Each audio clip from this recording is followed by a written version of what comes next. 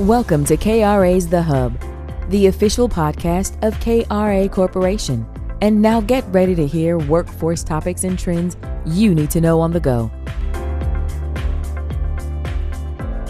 Welcome to Voices from the 2026 NAWB Forum, brought to you by KRA Corporation. Recorded live in Las Vegas, this is a series that captures real conversations with workforce leaders from across the country, all centered around this year's theme, Ignite, Innovate, and Impact.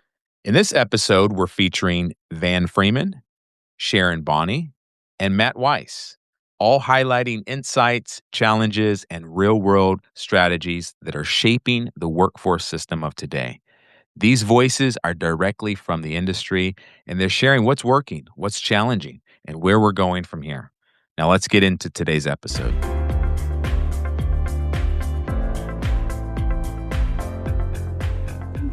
This is Jonathan Overall back here at the NAWB Forum 2026 here in Las Vegas, Nevada. We are recording here on site in NAWBtown, and I'm joined right now with Freeman. He is the Director of Public Policy and Investment with Strive. Welcome to the Hub.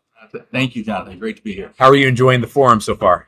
This is an amazing place, good environment, good vibes in general.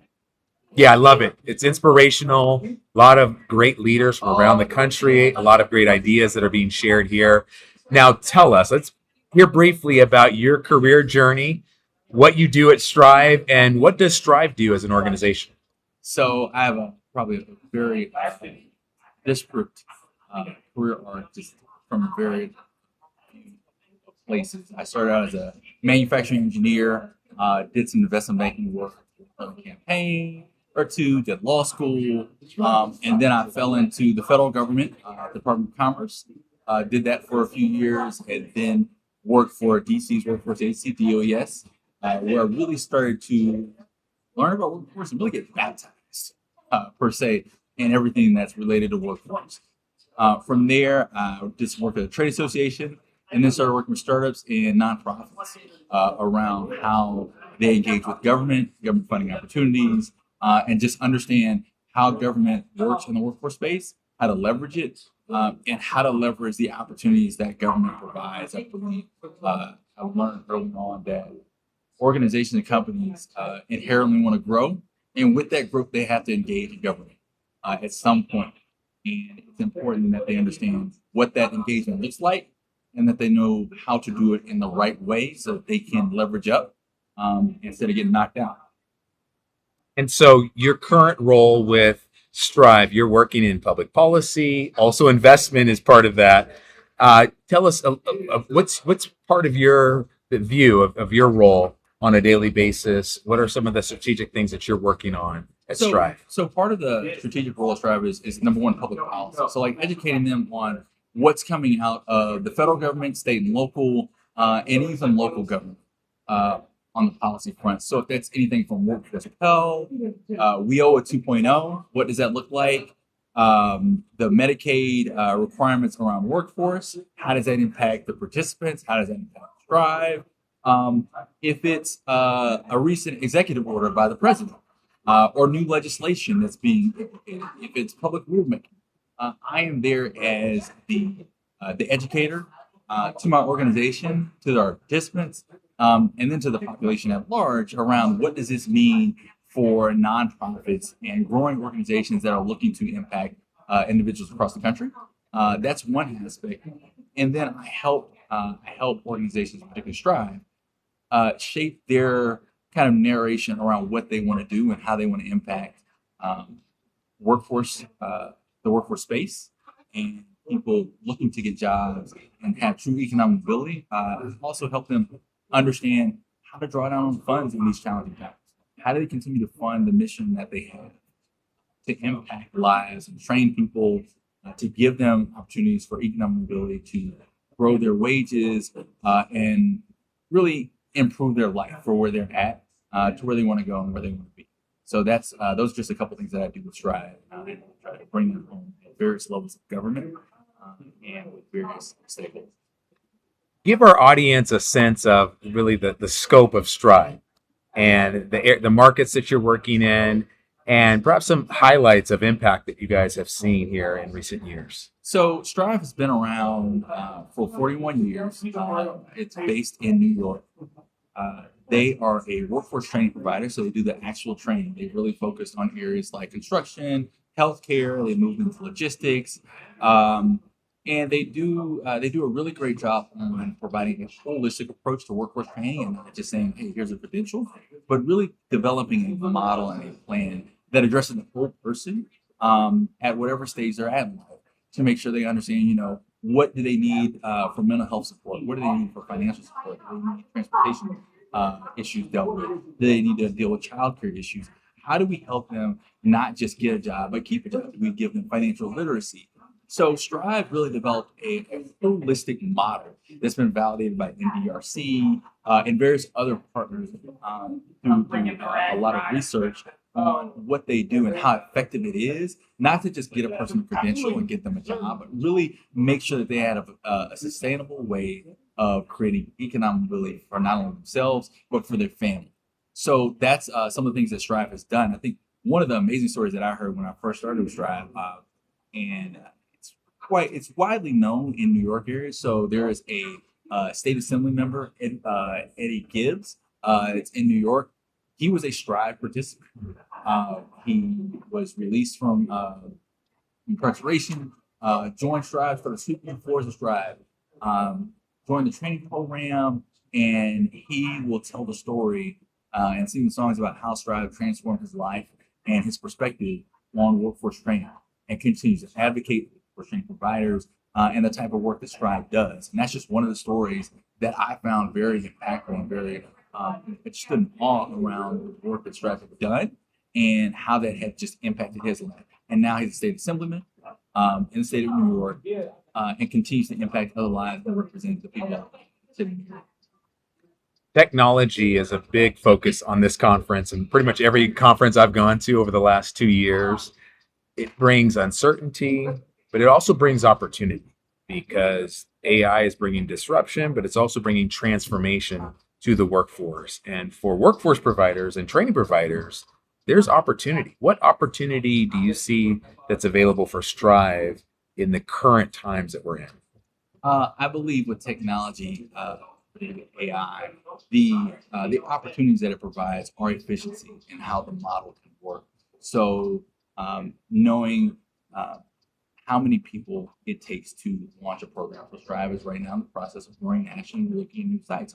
So looking at ways to more efficiently deploy our model. How many people do we impact? How many people can we impact?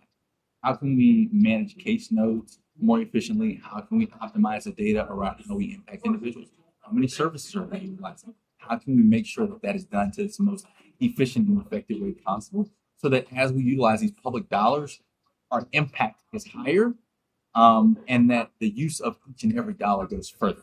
And that is one thing that Strive is very keenly aware of, and continually looking at ways to optimize that. Even as we look to serve more and more people, we want to make sure we use dollars and identify dollars that can allow us to do that in the best possible way. Now, we talked earlier about the uncertainty with funding, but there are also some opportunities from the federal government for training providers.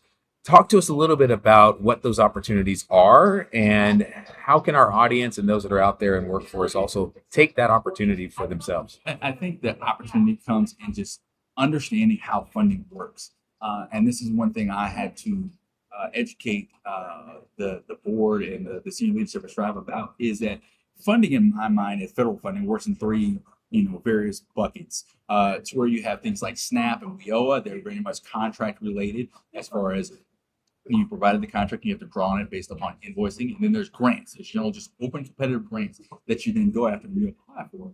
Those can be shaped through engaging public officials and understanding what their priorities. If it's clean energy, if it's reentry, you get to understand what those grants will look like, because they'll put certain requirements in those grants. So it's incumbent upon you to engage the government to understand what those requirements are, so that you're prepared for when that grant opportunity comes out. So if it comes out in October and now it's March, you need to do your job in developing the partnerships and hiring the resources and adding the resources, so that you're prepared and you set the conditions for applying for that grant. And when it comes to discretionary funding, that's the third of have you engaged your public officials? Have you engaged the elected officials, both in the legislative and in the executive branch, to understand what their discretionary authority is? Does your program allow you to do a pilot project for executive branch individuals? Are you does your program allow you to apply for certain discretionary funds from legislators? Is that at the city council level? Is it at the state level? Or is it a congressional ask? You should work to understand what does that look like and talk to them and their staff to better understand what are the requirements, what are the windows to prepare, and when do I need to apply? And that will better allow organizations and nonprofits to not only go after, but to then draw down on the funds that are out there. The government is not the last mile servicer of any of the services they provide, except one, unemployment insurance in this space. Everything else is contracted. So it's imperative that every organization understand those various buckets and those funding streams so that they can develop a strategy to go after it, to know where to engage, how to engage, and when to apply. That is one of the fundamental things that I will say I try to impress on not only my organization, but other organizations, is to truly have a strategy around funding and how to diversify it. That's the key to long-term sustainability. Yes. Now, we mentioned one of the themes here is obviously innovation and technology. When you're about the room and walking around having conversations, what are some of the other conversations or trending topics that you're hearing from those that are also here at this event? AI apprenticeships. Those are a couple of the key button issues, and understanding, what's the impact of AI. I still remember when I first started using ChatGPT, and this was probably, I would say, 4 years ago. I was earlier, 3-4 years ago, in my daughter's ballet class, and I would just kind of use it, every once in a while, and then I became an avid user. Now I use Claude and all these other tools to better understand how are they going to affect my job, one, and then how can I prepare my organization to understand its impact on the organization, and then for our participants, because I think you have to understand both aspects, how it affects the organization, before you understand how it affects the participants. Because once you gain an internal knowledge of how it affects you, then you can teach about how it will affect others. So I think it's very important for organizations to understand, one, how is AI going to impact you? Then you can say, hey, this is how we need to teach its impact to others in the various industries. Is it healthcare? Is it construction? Does it even make sense in construction? What areas does the use of AI make sense? So therefore, when we develop a curriculum or a course or a module, it makes sense for them to use and approach it, because AI is changing and it's changing fast. But you must use it, understand it, teach how it's going to be effective. That's great. I think that's a lesson for companies, organizations as well. Become familiar with it, build a foundational knowledge internally, and then begin to incorporate that and build off of that for your staff, have a strategic plan. Lastly, the theme is ignite, innovate, and impact. What do those words mean to you, having been here at this conference today? And what does that look like in the work that you do? I think it's igniting ideas. It's innovating the work that you do and impacting people. I'm an ideas person. I have many different ideas populating my head at a time as I read books and I think about things. But it's also around as you ignite those ideas, which ones can practically be used to innovate the space that you're in. Not everything is going to make sense. You may have an idea about something, but does that make sense? And can you truly apply it and create an innovative practice or an innovative approach to something? Because once you create that approach, you're like, okay, that idea works, it has traction. Then you can then put your feet on the ground and start to innovate it and through daily exercise, change what is being done through habit, and then have an impact. Because then you can see what's the ROI of like that idea that I created. And that impact will then show, oh, the project, the organization runs better.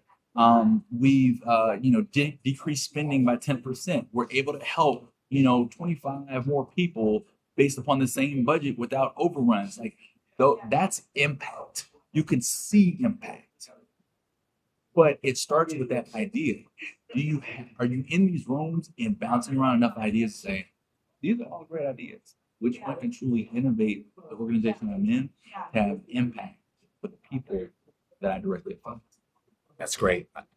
Wonderful inspirational words as we close here. How can our audience learn more about Strive website? Where can they follow you and learn about that work? Well, of course, you can learn more about Strive at strive.org. Again, Strive it does great work around the country in New York, Atlanta, Birmingham, New Orleans, and Newark, New Jersey. We're looking to expand nationally with many of our strategic partners. So you can learn about us on strive.org. That's strive.org. Come look at our website.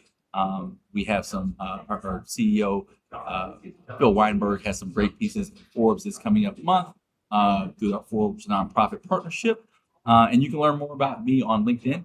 You can find me at Van Freeman on LinkedIn as well. I'll be putting out some things around just workforce innovation, AI opportunities, just again, ideas and innovative things that you can think about to impact the space that you're in.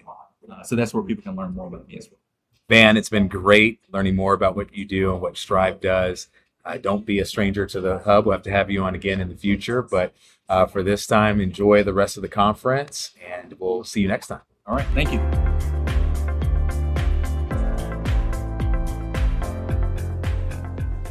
Welcome to KRA's The Hub podcast. This is the host, Jonathan Overall, here live at the 2026 NAWB Forum here in Las Vegas, Nevada. It is day one here in Las Vegas, and I'm joined with Sharon Bonney, the CEO of COABE.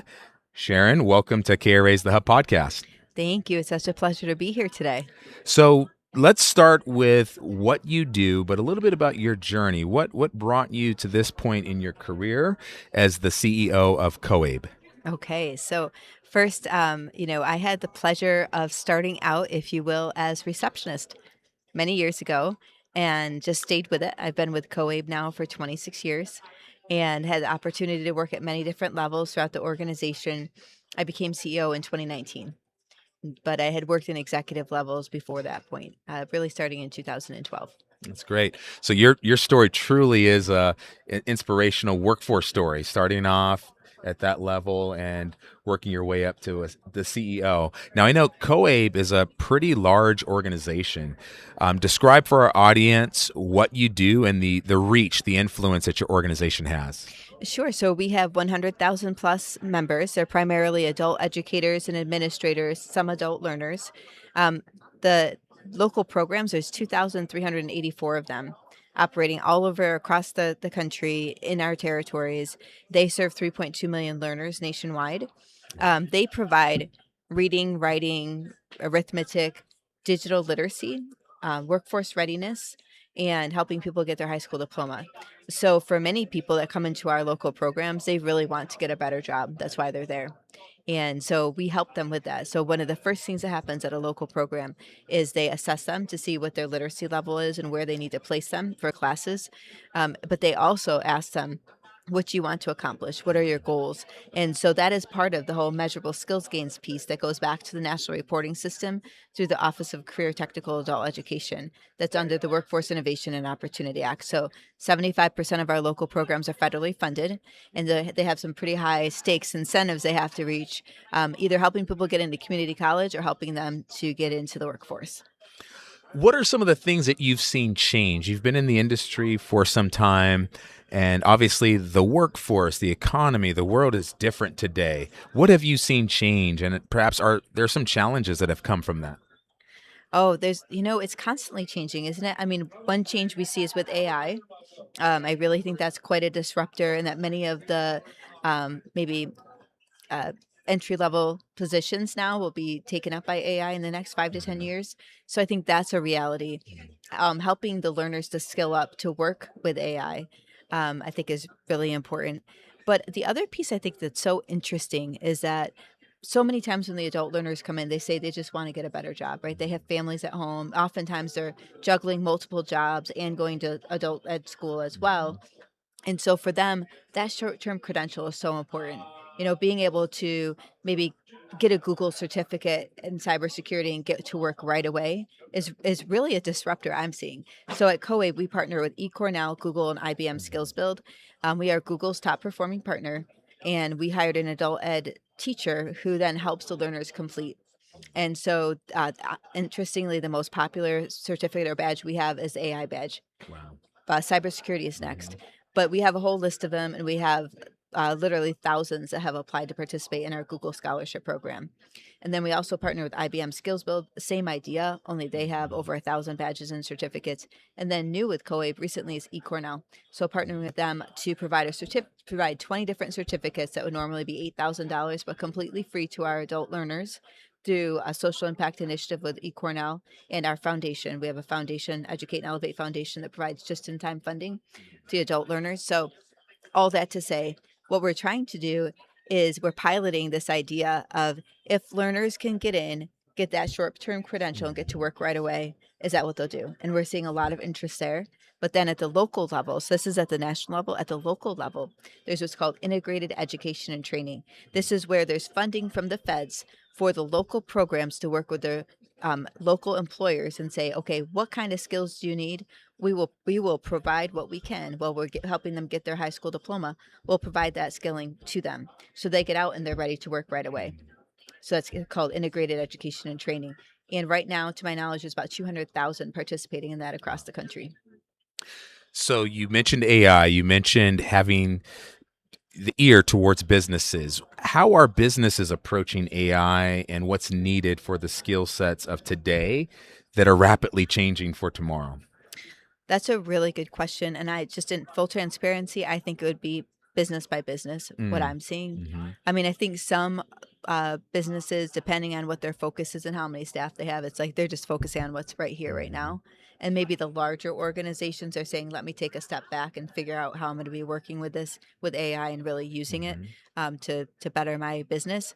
But I think the lesson to me is that as a field for adult education, we need to be ready and we need to be training as we go so that that digital divide that we already see right now with our learners doesn't grow. It doesn't increase, but in fact, we're able to close the gap more. Given the times that we're living in, workforce development is not in a silo. We talk about that with WIOA and in general at conferences like this. What do you think is the unique position that adult ed has in the space of workforce development to really live up and to meet the demands of this time that we're in right now? Well, I mean, just from a practical standpoint, if an individual cannot read, write, or speak the language, the chances of them being able to be gainfully employed are very slim. So I think businesses would want, a literate workforce. Even something as simple as being able to read instructions or being able to understand their computer, like what buttons they should push on their computer, digital literacy, or being, workforce literacy, being able to understand what that business needs in order to be competitive. So I feel like just that basic piece, reading, writing, arithmetic, right? We have a lot of learners that come in and say, I want to go into welding, but I need help with my math, right? Very specific things like that. And then we have for your high school diploma. If you don't have your high school diploma, you have hit a glass ceiling. There's a very good chance you'll never be above the poverty level. So on our side, it's like, let's help them get their high school diploma. The data shows as soon as they get that, they can now apply for jobs immediately, making $10,000 more per year. Wow. So immediately it helps that learner, but it also helps fill that vacancy that employer has. So it's just having a more literate workforce, I think, is really important. But we know business leaders, understandably, are looking at the bottom line constantly. So there actually was a recent study that was done in Tyson Foods where they were able to demonstrate that more literate workforce, that they had higher retention, greater productivity. They had people burning or blazing career pathways in, like staying local, staying right there, and just taking different career pathways rather than moving on and going to someplace else at that same minimum wage. Truly showing the ROI for Exactly. businesses. And I love how you put it, making the case for businesses. So we're here at NAWB.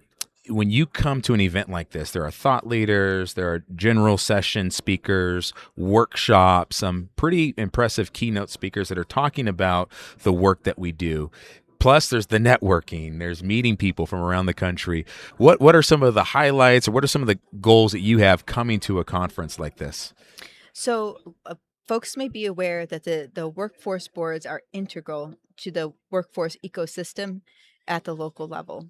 And so, one of the things we've seen is oftentimes adult education, even though it's supposed to be at the table for the workforce boards, often is not. So that's why I'm here. I'm doing a presentation on that.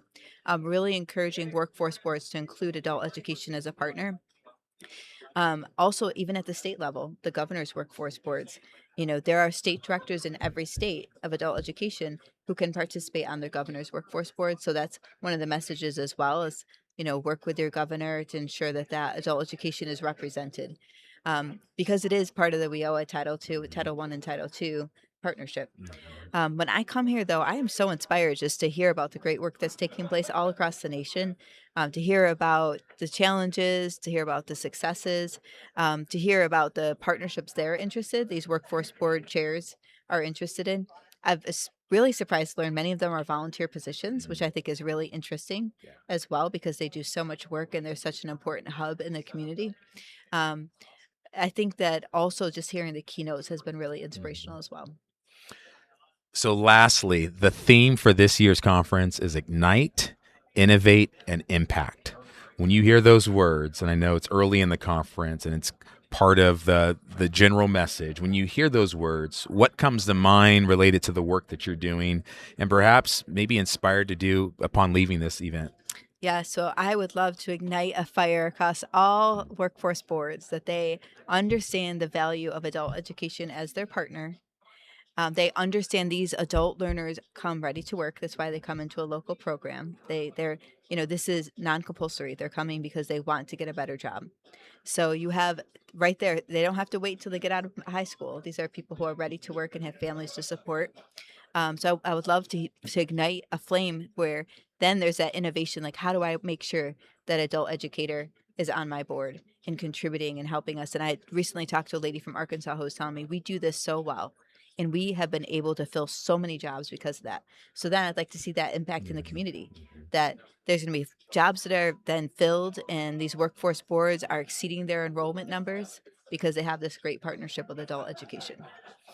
Sharon, I want to thank you for joining us here at the conference. I know you mentioned you have a workshop coming up, so the best to you on that workshop. How can people find out more about COABE? I know you also have a podcast as well, probably sharing, highlighting the work that you all are doing. How can people find out more about COABE, the work that you're doing in your podcast? Absolutely. So our podcast is called Behind Every Employer. This is where we interview business leaders. It's at the intersection of industry and education. So I'd encourage them to check that out. But also, if you go to our website, www.coabe.org, COABE.org, you will see that we have a conference. It's the world's largest adult education conference. We have 25 to 3,500 that join us. We have an entire workforce strand at our national conference. We will also see we have multiple journals that have been dedicated to workforce literacy. So that may be of interest to you. And then we have webinars all throughout the year that are really highly attended. I mean, very highly attended. That may be of interest to them as well. Well, Sharon, I want to thank you for amplifying the work that you're doing in adult education. So important, and as an organization as well in workforce services, partnerships are really the heart of the work that we do. And so look forward to perhaps running into you again, and maybe down the road as a nationwide company as well, finding ways where we can work closer with your organization also in this space. And the best to you on the workshop. Enjoy the rest of the forum and safe travels back home. Thanks so much. It's been a true pleasure, and I look forward to seeing how we can partner. All right, this is Jonathan Overall with KRA's The Hub podcast. We are live at the 2026 NAWB Forum in Las Vegas, Nevada, and today is day number 2. I've been joined here by a number of great guests, and the conversations and the discussion has been very insightful thus far. And right now, I'm being joined by with here in the hub, Matt Weis. He is the president and CEO of National Able Network. Matt, welcome to the hub. Thank you. Thank you very much. It's exciting to be here. How's the forum been thus far? It's been really, really good educational, good chance to connect with colleagues, friends, others from the industry, meet a lot of new people. Now, tell us, for those who don't know, what the National ABLE Network does. Sure. So National ABLE Network is a workforce development organization. We're a nonprofit entity. We've been around for about 50 years. And we're headquartered in the Chicagoland area, but we serve the broader Midwest. So we have locations in Minnesota, Iowa, Nebraska, Indiana, and Illinois. We serve job seekers from all walks of life. Our goal is to connect them to employment, as well as connect businesses to good people. On the side of that, we also use our capacity as an organization, as a larger organization, and we help nonprofits expand their capacities through back office services and bulk purchasing agreements. We have a vocational training arm as well. And we also do have just a number of public grants that we oversee, notably Title I, so Workforce Innovation Opportunity Act, Senior Community Service Employment Program is kind of our two major grants. And then we are actually expanding a lot into the SNAP Employment and Training universe in Illinois as an intermediary.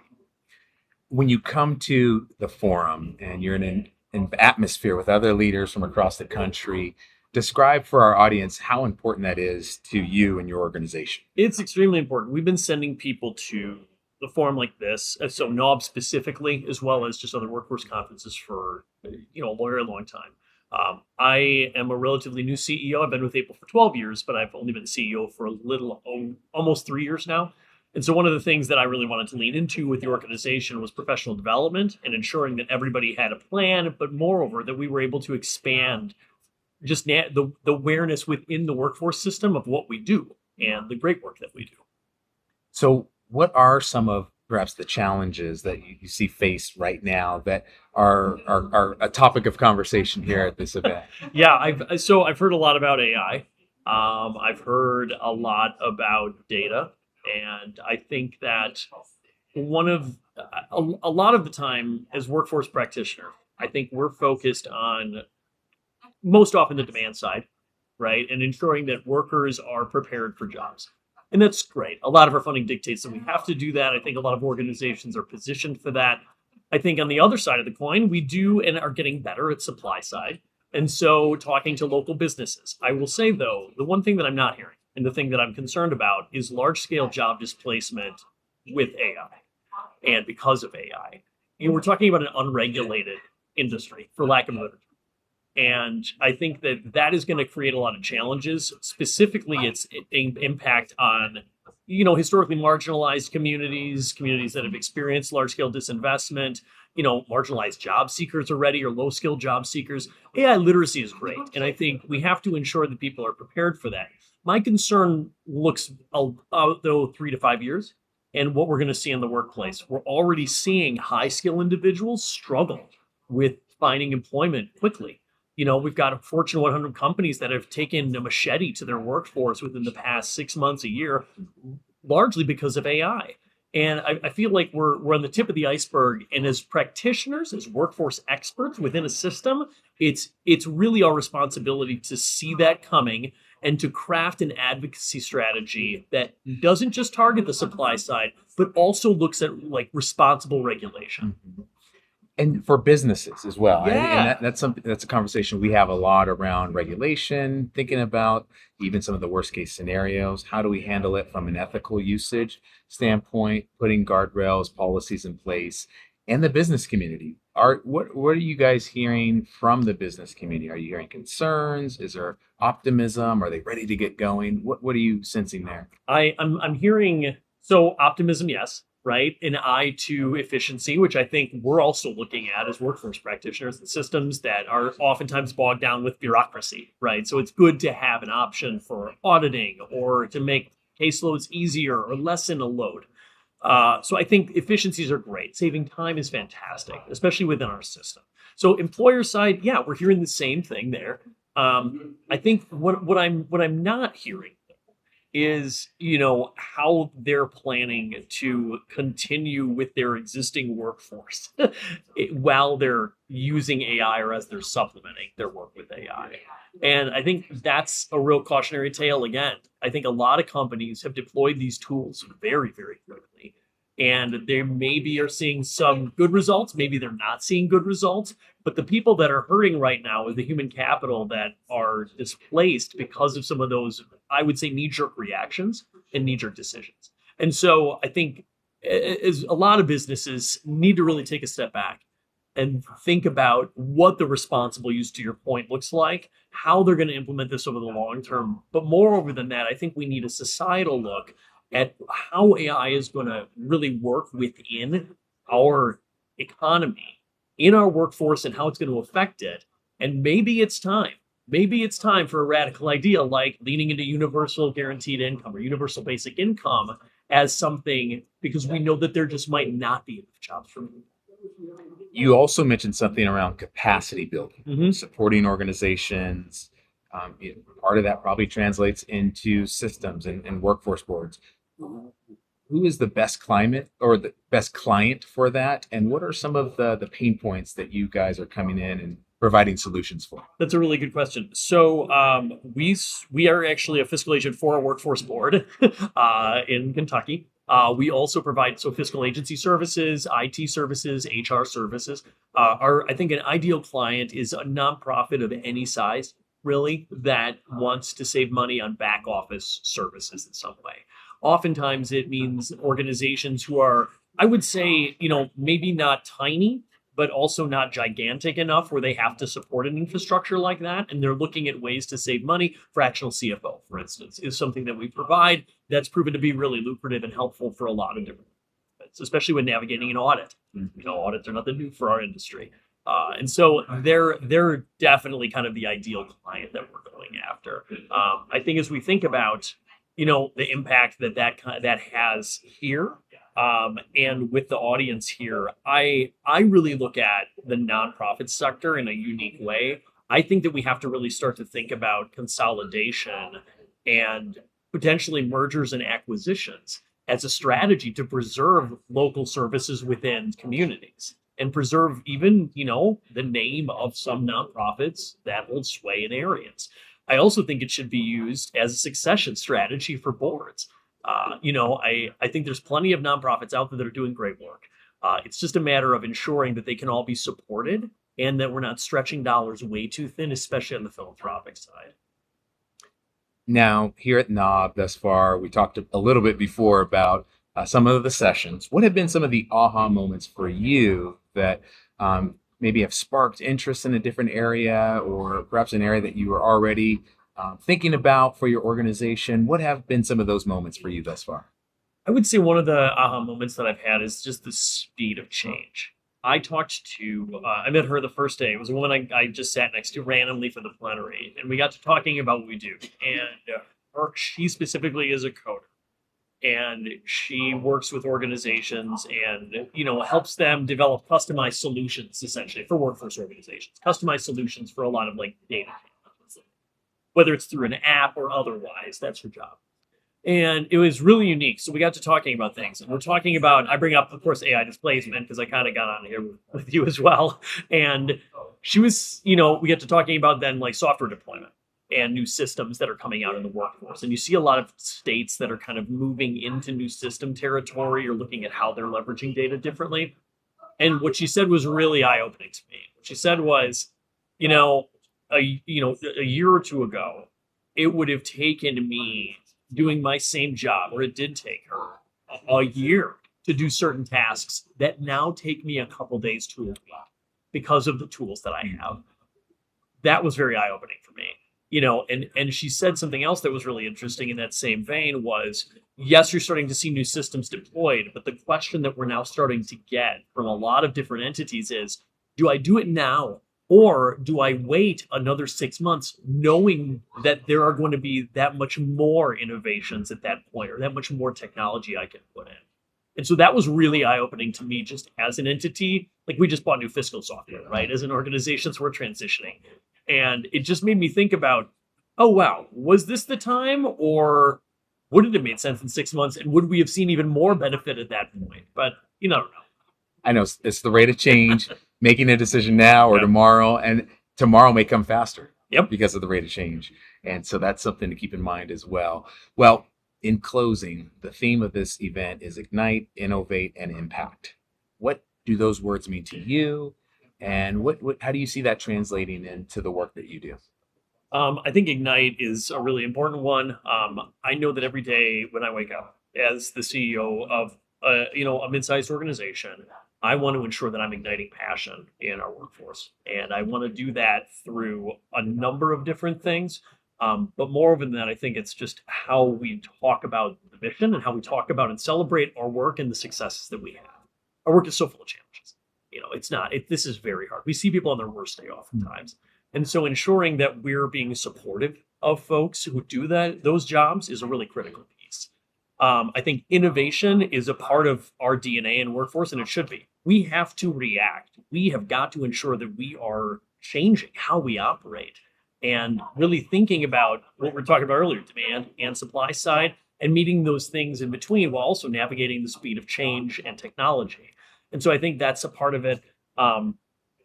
Ignite, Innovate, what was the last one? Impact, yeah. That's right. Yeah, it's why we do what we do, right? It's the work, as my former boss used to say. Impact is I think why everyone's here and why we all chose this career. We want to see people transition into good paying, family sustaining careers and have economic opportunities that, they may not have had otherwise if they weren't engaged with our systems. And so I think that impact is really critical, and it's not just on the people either. We're talking about impact on local businesses and communities. And that's, again, what really gets me up. Well, Matt, I want to thank you for joining us here in the Hub, taking time away from this event. How can people learn more about your organization? Yeah, thank you. So they can go to our website, nationalable.org. Feel free to go there, submit an application, look at our service delivery and our different programs that we have, and we will contact you, or you can just learn about the agency more from there. It's been great connecting with you and hearing more about what you guys are doing. Excited to hear about how you guys are bringing that change and that approach to the Midwest there in Chicago and that region. Thank you, Matt, for joining us today. Thank you so much. Thank you for listening to KRA's The Hub. Don't forget to subscribe to the podcast on Spotify, Apple Podcasts, or wherever you listen to podcasts. To learn more about KRA Corporation, visit www.kra.com. Thanks so much for listening, and we'll be back soon with a new episode.